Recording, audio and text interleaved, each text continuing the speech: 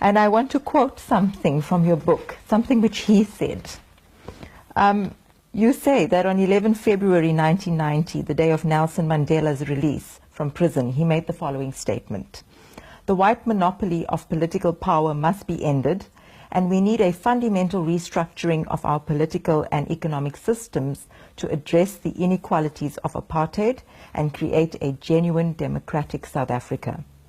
That, of course, didn't take place in the last 20 years. And I want you to focus on one particular thing when you answer this for me today. In the book, you contextualize the statement around the fact that he said this, but soon after that, he was having regular meetings with big capital, Harry Oppenheimer in particular, and you talk about an elite compromise that was reached. I do want you to talk a little bit, for the benefit of our audience, about the early 90s and the secret meetings and the deals that were struck back then between the ANC and capital in South Africa. Because I think that's really very instructive for understanding.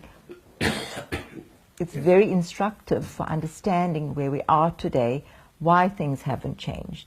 The whole transition process was orchestrated by the mineral energy complex. And with Harry Oppenheimer and to a lesser extent Anton Rupert, they organized everything. Early in the 1990s, there was regular lunches between Mr. Mandela and Harry Oppenheimer. When I became aware of it, I remember I was furious. For what must they have lunches? But these lunches developed into regular meetings at Little Brunthurst. It is the estate of Harry Oppenheimer. When too many people attend that secret meetings, the meetings were shifted to the development bank between Johannesburg and Pretoria. Normally at night, it was easy to park the cars at the back side of the building, and people on the N1 was not aware of that important meetings that was taking place there. And there, the ANC was convinced to forget about their ideas of socialism and large-scale government intervention, etc. You see, America was in the beginning of the 90s, in a mood of triumphalism. Their attitude was that the American model has won, and that everyone must adapt to the American model. So under the pressure of the South African business sector, with pressure from the Americans that have quite a vested interest in South Africa, the ANC was had to give in. You see, on the question, why have they accepted the new liberal model of the Americans? That is definitely not the correct model for South Africa.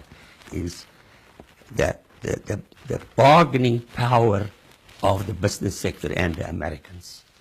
But the Americans was also in a position to make use of threatening the ANC, that if you, in a rather diplomatic way, told the ANC, if you are not going to accept our proposals, we can destabilize South Africa.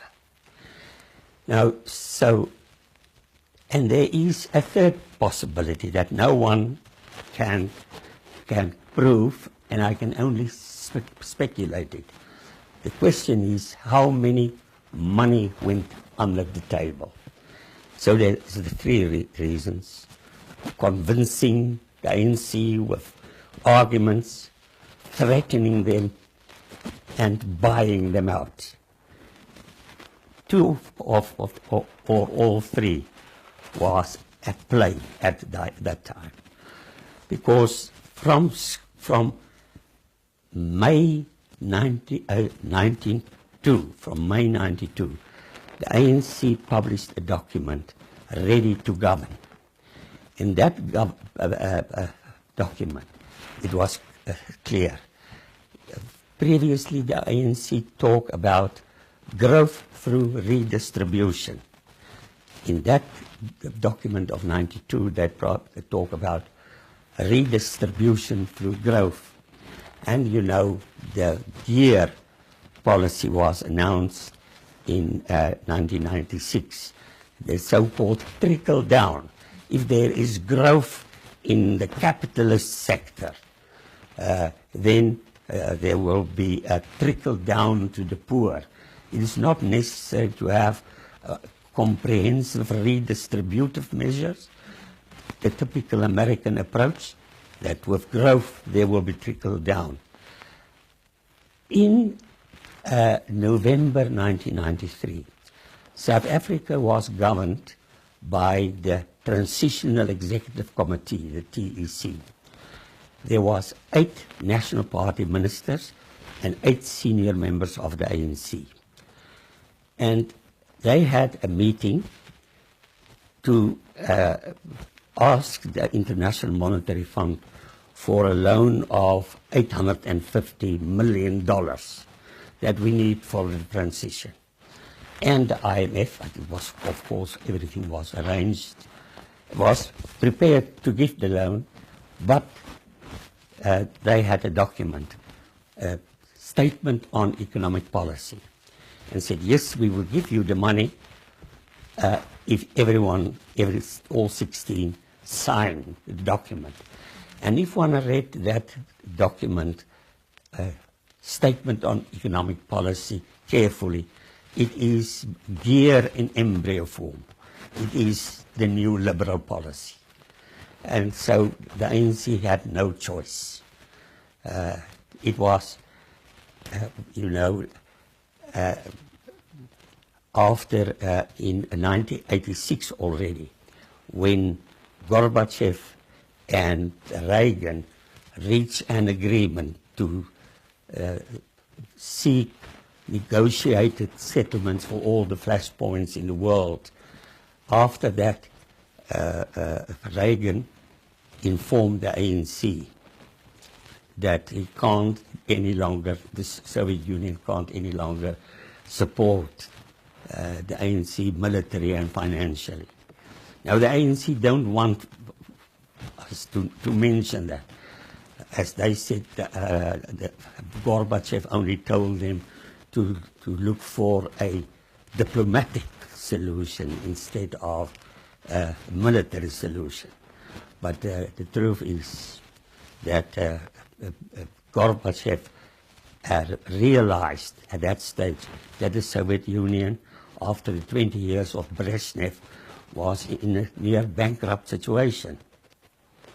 And it is rather remarkable that the American government put quite a lot of pressure on the National Party from Washington, and that Gorbachev from Moscow was putting pressure on the ANC to seek a solution.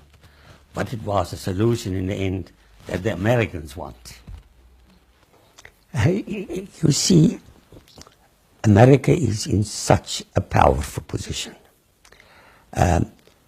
All the countries that became, all the colonial colonies that became independent since the Second World War, has in fact been recolonized by the American empire.